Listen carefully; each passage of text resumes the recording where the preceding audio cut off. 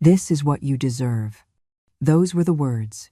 They hung in the air of the cavernous dining room, sharp and cold as the November night. I stared at my plate, at the fine, hand-painted porcelain, now desecrated by the saliva of Eleonora Beaumont, my daughter-in-law's mother. 15 people witnessed the act. 15 pairs of eyes, all belonging to the powerful and the privileged, watched in silence as the 65-year-old matriarch, draped in a pearl-colored Chanel suit, leaned across the mahogany table and spat on my food as if I were something scraped from the bottom of her shoe. It was a grotesque, theatrical act of contempt. But what truly shattered me, what broke through the numbness and pierced my very soul, was not the spittle. It was the voice of my son. "Mom, please. Behave yourself. Don't provoke her." Julian. My Julian, the boy I had raised alone, the child for whom I had scrubbed other people's floors to pay for his college textbooks.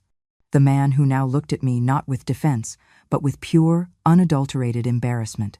He was begging me to be quiet, pleading with me to swallow this final vile humiliation, to not shatter the fragile illusion of his perfect life at this opulent autumn gala.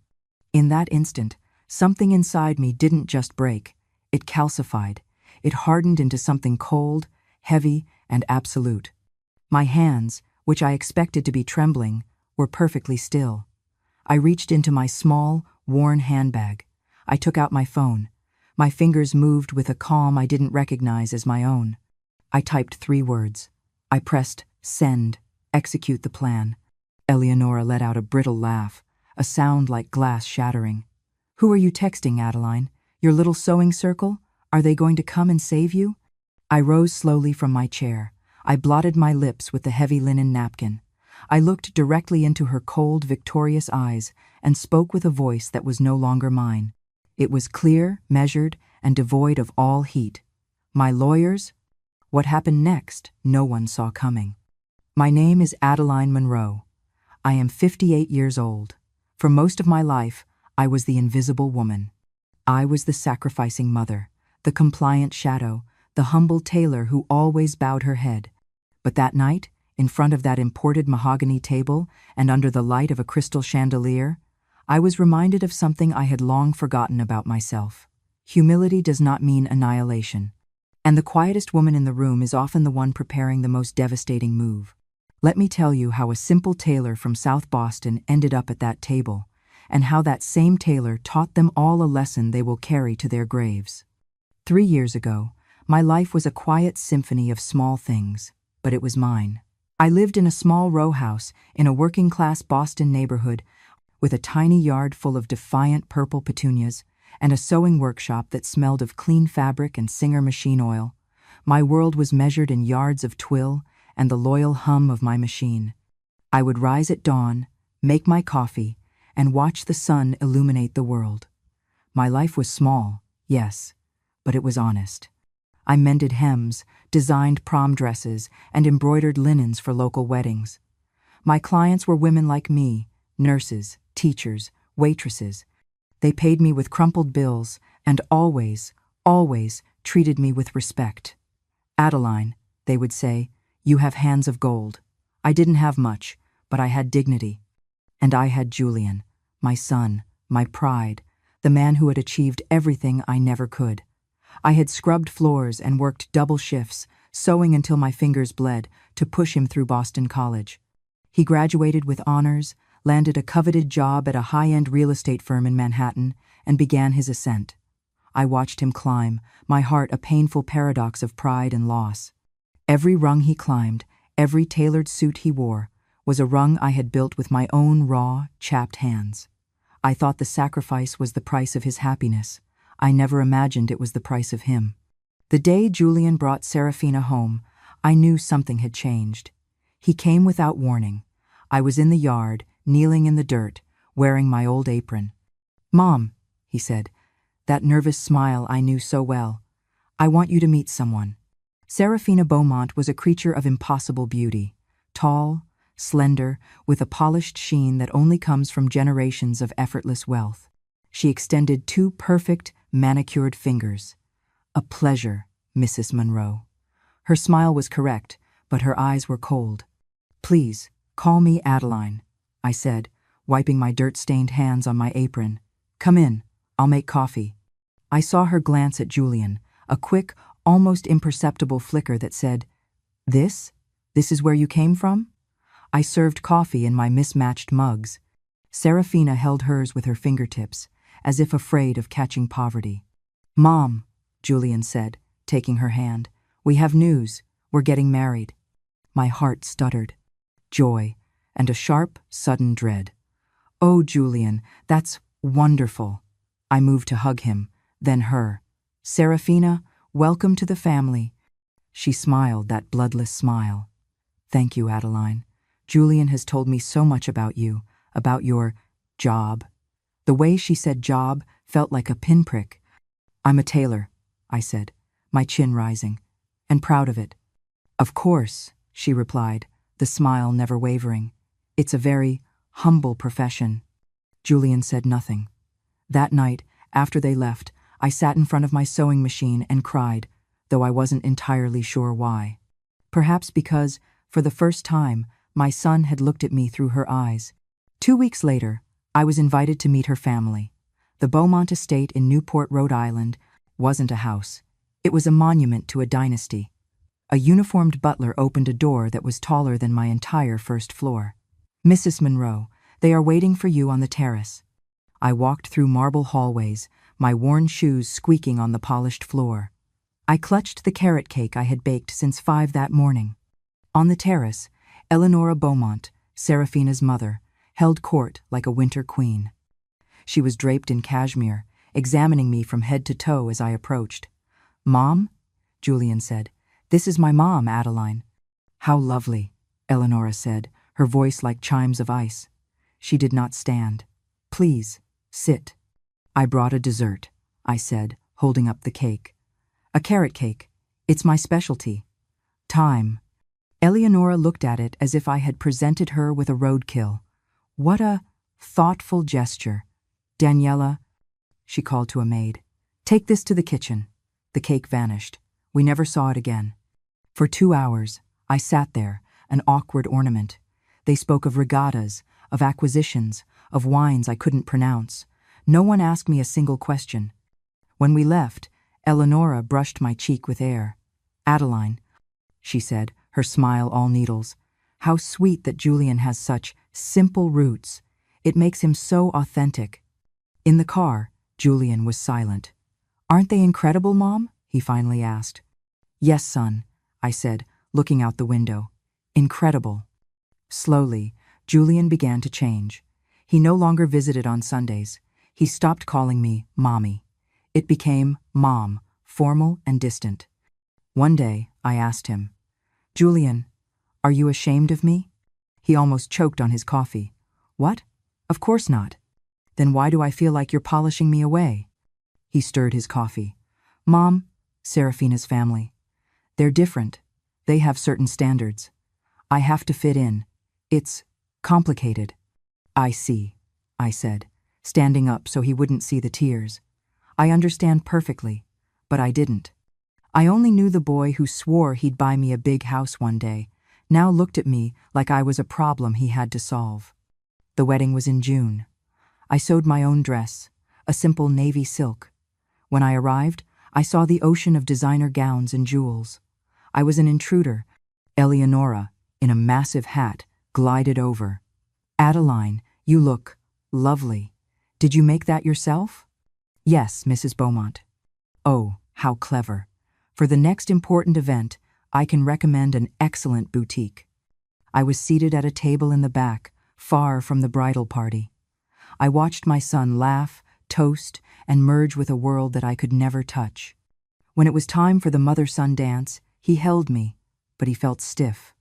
Mom, he whispered, thank you for everything. I'll never forget it. I just want you to be happy, my love. I am. Serafina is incredible. Her family. They've opened so many doors for me. He didn't realize that in opening those doors, he was closing the one to me. After the wedding, the calls became rarer. They moved into a townhouse on the Upper East Side, a wedding gift from the Beaumonts. I remained in my little house, sewing, waiting. 6 months later, Julian called, his voice bright. Mom, news. Serafina's pregnant. You're going to be a grandmother. My heart leaped. Oh, Julian, I'm coming over. Wait, Mom. I'll call you to coordinate. She's resting. And, her mom is here, organizing everything. The call to coordinate never came.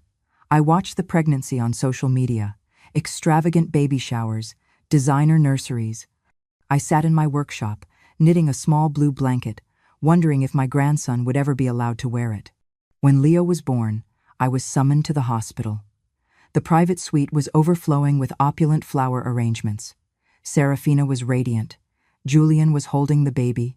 And standing guard, like a sentinel, was Eleonora. Sophie, Julian said. He had started using my old nickname Sophie, just like they did. Look, Mom, your grandson. I approached, my eyes full of tears. He was perfect. Can I hold him? Julian looked at Serafina. Serafina looked at Eleonora. Eleonora nodded, a queen granting a boon.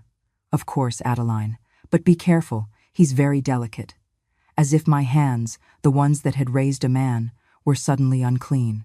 I held Leo, breathing in that impossible new baby smell. I brought you a blanket, I whispered. I made it myself. Eleonora stepped forward. She examined the knitting. How charmingly rustic. Although, Adeline, these hand knits often have fibers that can irritate a newborn's skin.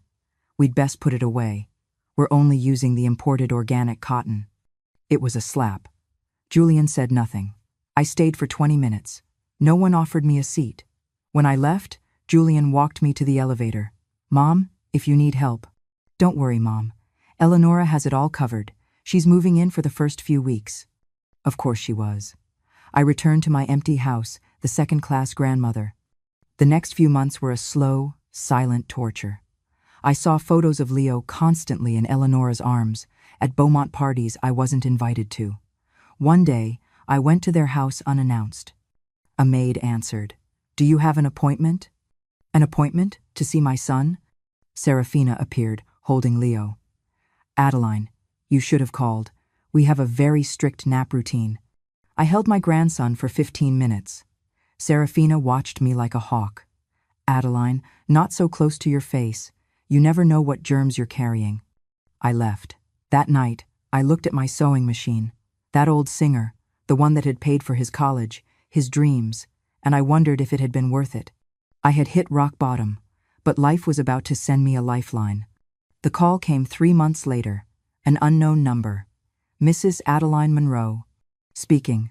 This is Marcus Thorne, from Thorne and Associates. I need to see you urgently. It concerns a delicate family matter. I thought Julian was dead. Is my son okay? Your son is fine. This concerns your late husband, Arthur Monroe. I froze. I hadn't spoken that name in 30 years. Arthur, the man who had walked out when Julian was 2, vanishing into the ether. The lawyer's office was on the 50th floor, all glass and steel. Marcus Thorne was a kind man with sharp eyes. Mrs. Monroe, your ex-husband Arthur passed away 6 months ago in Miami. I felt nothing. I'm sorry to hear that. Ma'am, Arthur changed in his later years. He regretted leaving. He built a successful import-export business. And in his will, he left everything to his son, Julian, and his grandson, Leo. The world tilted. Julian inherited? Yes, we're talking approximately $5 million. $5 million. Does Julian know? Yes, ma'am. He and his wife came in 5 months ago to sign the papers. 5 months. He had known for 5 months. While I was sewing until 2 a.m. to make rent. Why? Why are you telling me this? Mr. Thorne sighed. Because Arthur also left a letter. For you. He handed me an envelope. Arthur's handwriting was shaky. Adeline, I know I deserve no forgiveness. I left you with our boy and ran. I built a life, but I was never free of the guilt. I leave everything to Julian, because you, with your love and your labor, raised him. But I beg him, never abandon you as I did. Take care of your mother. Give her the place she deserves. Tears stained the ink. Mrs. Monroe, the lawyer continued. The reason I called. Julian made me sign documents ensuring absolute discretion. He did not want you to know about this inheritance. My son had deliberately hidden this. There's more, Mr. Thorne said, sliding a folder across the desk. He and his wife have been making significant purchases. A country home in the Hamptons, a new BMW, a donation of $150,000 to a foundation presided over by Mrs. Eleanora Beaumont. He has never, to my knowledge, offered you any assistance. I left that office like a sleepwalker. I walked through Midtown in a daze. He hadn't just hidden it. He had actively, consciously erased me, all while spending his father's guilt money to impress the very people who despised me. That night, I looked up Serafina's social media. There it was. The house in the Hamptons, our little getaway, the new car. Hubby spoiled me.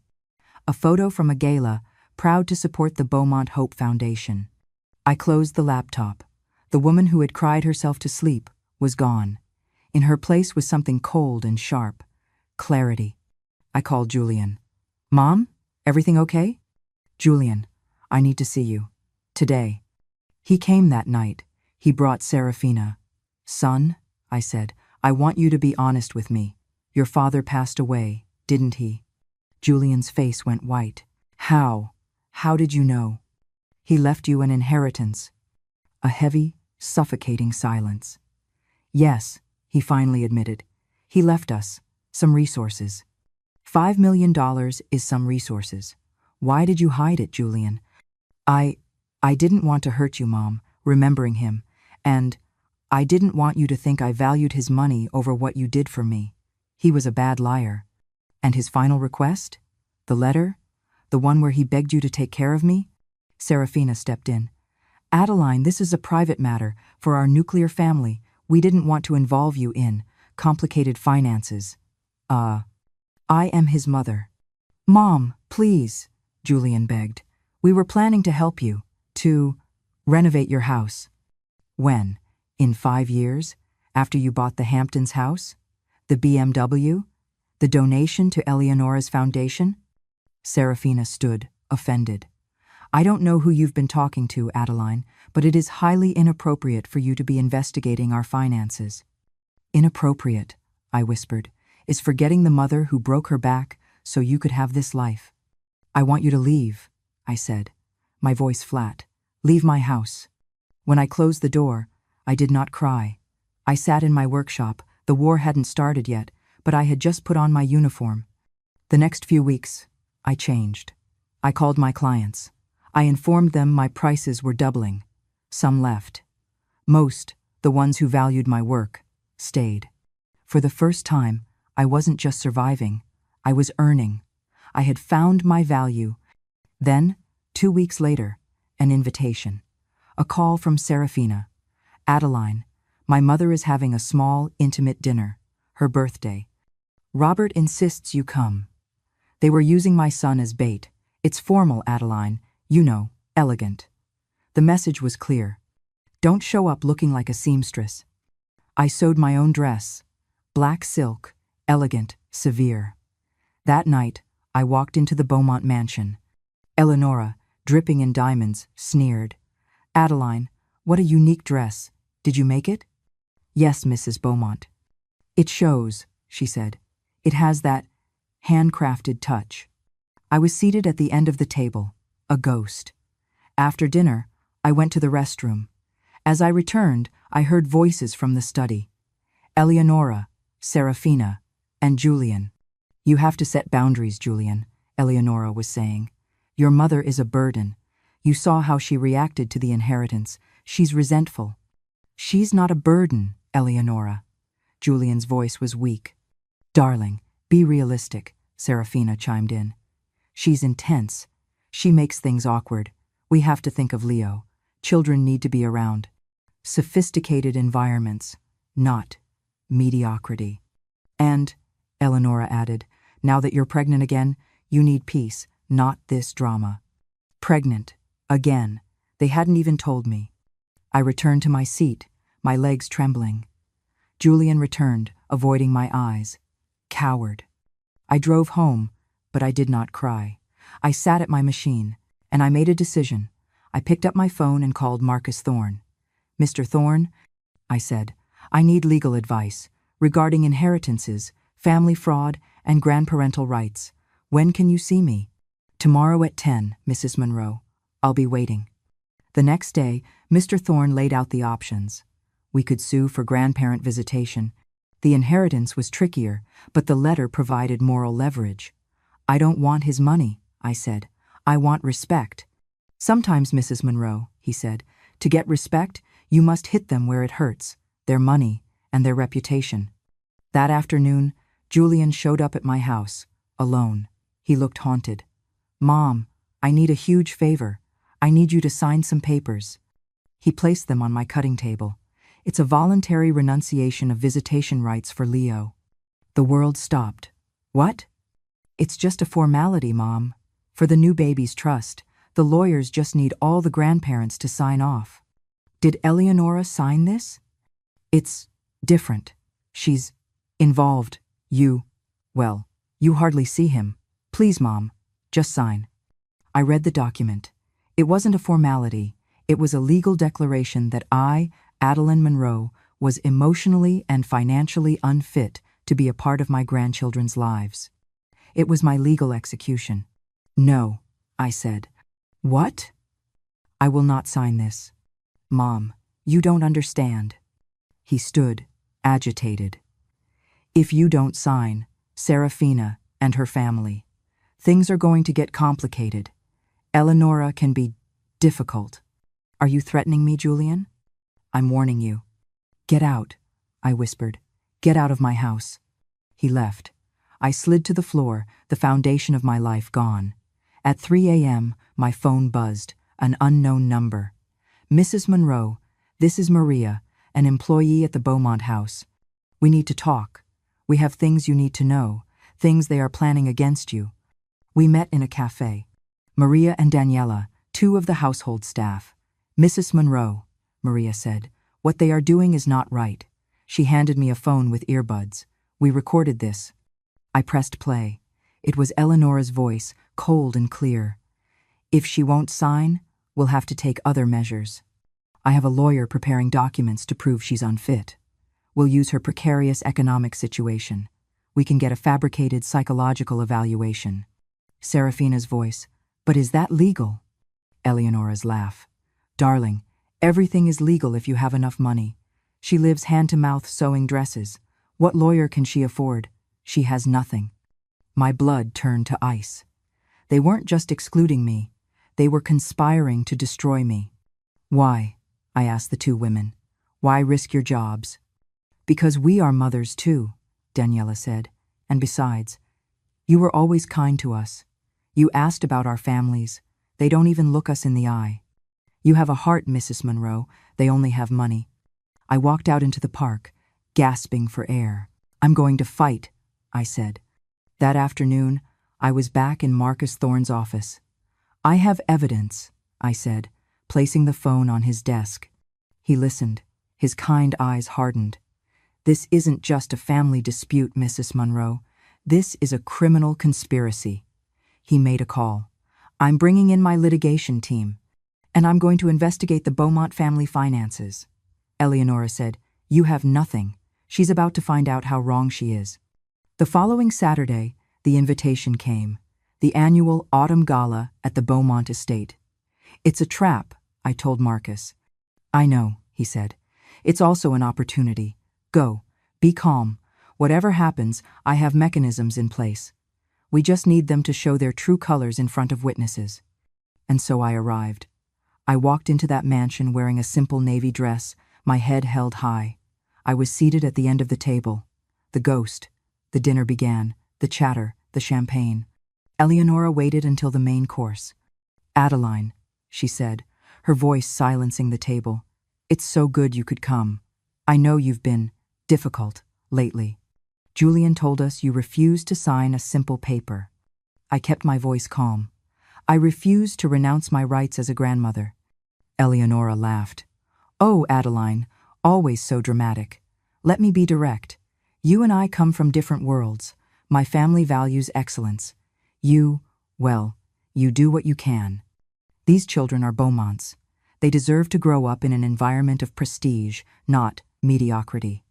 I raised Julian alone, I said, my voice firm. I educated him. I gave him values. If that is mediocrity to you, then I am proud to be mediocre. Values? She sneered. He had to unlearn all that when he entered our family. You need to understand your place, Adeline. Your place is in that little house with your little machine. Leave the important things to us. And what does Julian think? I asked, looking at my son. He wouldn't meet my eyes. Mom, he mumbled. It's what's best. You are a burden, Adeline, Eleonora said, her voice dropping, thick with venom. She stood. She walked to my end of the table. She loomed over me. An emotional burden Julian no longer needs to carry. And then, in front of 15 witnesses, she leaned down and spat on my plate. The saliva landed on the beef fillet. The silence was absolute. This, Eleonora hissed, is what you deserve. No one moved. No one breathed. And then, my son, my Julian. Mom, please, behave yourself. Don't provoke her. That was the moment. The final betrayal. My hands were steady. I took out my phone. I sent the text. Execute the plan. Eleonora laughed. Who are you texting? Your sewing circle? I stood up. I wiped my mouth. My lawyers. Her smile faltered. You can't afford.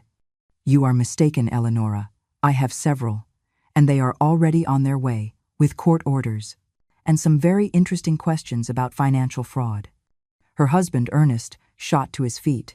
What are you talking about? I'm talking about the $1.8 million of my son's inheritance that you convinced him to invest in your company. Investments, my lawyers discovered, were phantoms. Money you used to cover your own massive debts. Julian went white. What? No, Ernest said. They used you, Julian. They stole from you. That's a lie, Eleonora shrieked. At that exact moment, the doorbell rang. Maria opened it. 3 men in dark suits entered. Marcus Thorne stepped forward. Good evening, he said. We have documents to serve on Mr. Ernest Beaumont and Mr. Julian Monroe. An emergency injunction freezing assets pending a criminal fraud investigation. This is ridiculous, Ernest blustered. Is it? Marcus asked. He placed a small speaker on the table. We also have this, courtesy of 2 very honest employees. He pressed play. Eleonora's voice filled the dining room. Prove she's unfit. Fabricated psychological evaluation. She has no money. She has nothing. The faces around the table turned to stone. And, Marcus continued, we have the false reports you already filed. That is perjury. That is conspiracy. You didn't just underestimate Adeline Monroe, Mrs. Beaumont. You broke the law. Serafina looked at her mother, horrified. Mom, is this true? Eleonora was silent, her perfect mask shattered. I walked to my son.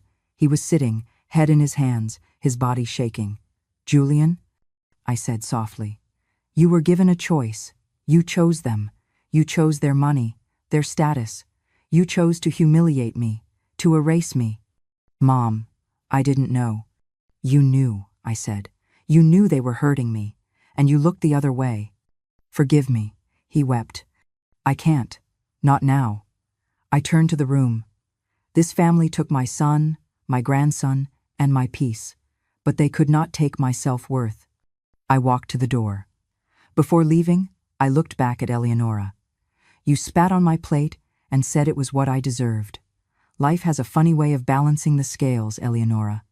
I think you are about to receive exactly what you deserve. I left that house with my head held high. Outside, under the cold stars, I finally allowed myself to tremble. The aftermath was swift. The Beaumont empire, built on lies, collapsed. Ernest, facing jail time, turned on his wife. Their assets were seized. The mansion was foreclosed. Julian, having lost his inheritance and his dignity, was broken. Serafina, realizing the monster her mother was and the man her husband had become, left them both. But the war was over. I had won.